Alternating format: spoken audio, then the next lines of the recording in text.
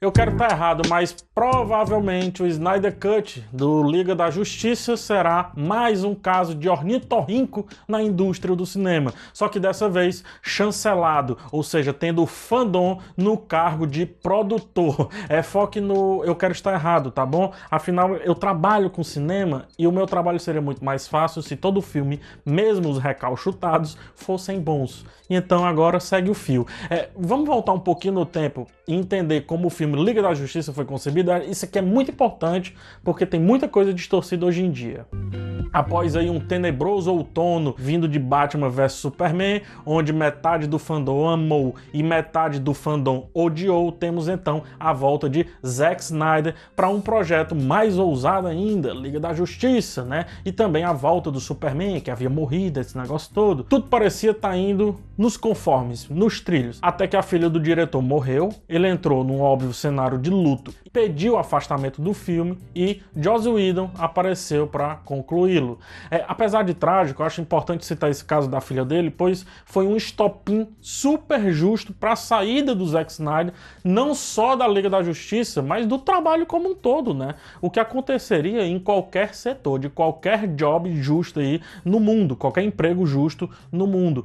Não é que ele tenha sido demitido, arrancado do seio do seu emprego, da sua posição, da sua cadeira. Na verdade, não dava realmente para ele continuar. E por outro lado, o show tinha que prosseguir, e assim aconteceu. Vale ressaltar também que o Joss Whedon estava famoso por ter entregue um excelente primeiro Vingadores, iniciando aí essa febre de reuniões dos heróis no cinema, era aclamado por Buffy, o fandom adora Joss Whedon, principalmente o mais fervoroso. Bastão passado, os ressentimentos começam quando o Joss Whedon passa a mexer no filme do Zack Snyder, cuja ideia estava aparentemente concluída. Surge daí a confusão do Superman, o Henry Cavill de bigode, que aponta mais do que um simples sacrifício operado pelo CGI, como também aponta que Joss Whedon estava se metendo demais no prato do Masterchef Zack Snyder. Ok, filme concluído, lançado,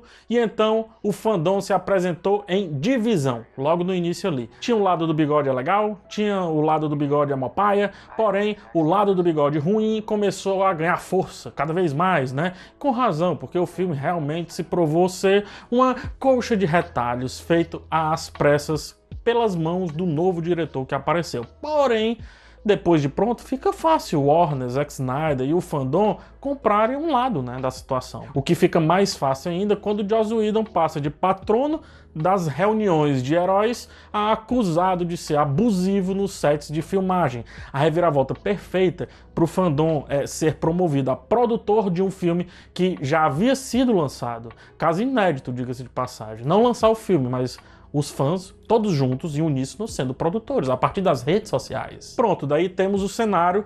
Vamos então aos meus pontos. Versão do diretor não é algo ruim, né? O corte do diretor não é algo ruim.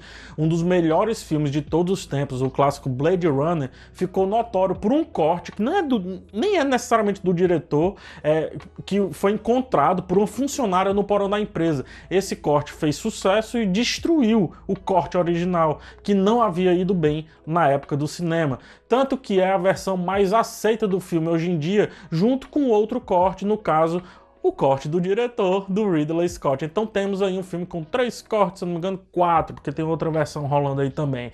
Por outro lado, a desculpa esfarrapada mais comum em Hollywood é aquela de que o produtor meteu demais a mão no meu filme, algo que inclusive é recorrente na casa Warner. Sendo assim, o fandom de Liga da Justiça escolheu canonizar um filme que ainda não existe. Não só o fandom do Liga da Justiça, mas do Zack Snyder, que nesse meio tempo ganhou o status de Deus, principalmente pelo público, coisa que incrivelmente supera o goleiro Marcos, restando a esse apenas o cargo de santo, mesmo esse cara nos dando aí uma Copa do Mundo sem corte de diretor nenhum, cara. Olha só. Em resumo, o Snyder Cut é a glória romana do povo, o que não seria errado nem ruim se realmente viesse não com um corte, mas com um novo filme das mãos, aí sim, do Zack Snyder, do começo ao fim, ou seja, a retirada à força de um imperador e a glorificação de um novo, que é democracia, né?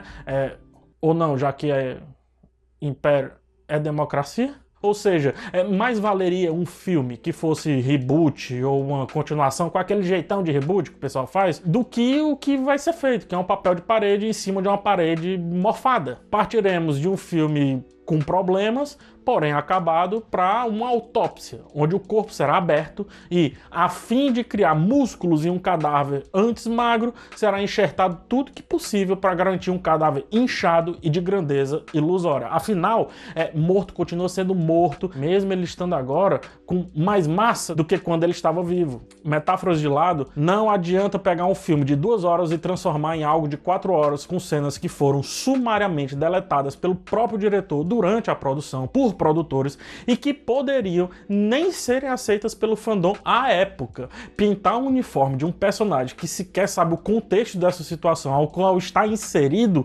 simplesmente para agradar os novos produtores do filme, no caso os fãs, é uma vitória vazia daqueles que deveriam receber a arte como tal, independente de ser boa ou ruim, e ter aí sim uma nova arte, caso seja necessário, mesmo que baseada na antiga, mas livre dos julgamentos errados, ou seja, da comparação. E aí, sem a tal da comparação direta, estaremos livres para gostar ou desgostar pelos motivos certos, ou melhor, pelos motivos reais e não esses motivos ilusórios de step sendo colocado no lugar de pneu para rodar apenas 30 km. Se fã, crítico, mídia, ou seja lá o que for, ganharem o status de produtores e, por que não, diretores, aqui serve o status de fã, de crítico ou de observador passivo. Mais ainda, aqui serve o status do próprio criador. O Snyder Cut abre um precedente muito ruim para épocas de redes sociais ativas. O filme, ele foi um fracasso? Tudo bem, o diretor vem a público, digita 180 caracteres dizendo que o seu corte é melhor, inicia-se um burburinho e então um novo corte é lançado. Ganham os estúdios que hoje podem estar lançando uma versão de Liga da Justiça para vender stream para vocês e você vai cair como um patinho, mas amanhã poderão estar vendendo ingressos, ou melhor, mais ingressos de um filme que já foi esgotado e você que clamou e chorou por um corte vai acabar dobrando o seu valor de ingresso e não necessariamente sairá amplamente satisfeito, porque ninguém garante isso. Ou seja, você vai cair não só como um pato, mas como um ornitorrinco e pobre do fã. É sempre o fã que vai dar o seu dinheirinho e não necessariamente vai ser recompensado por isso. Pode anotar aí, quando o primeiro recut falhar, veremos que as boas ideias nem sempre pertencem ao que foi pensado antes, tampouco ao que foi pensado depois. Em alguns cenários, talvez as boas ideias, elas simplesmente não existam. É preciso então apostar em um novo cenário. Afinal, tinta preta em parede branca ou tinta preta em parede preta continua sendo tinta preta mesmo você vendo ou não.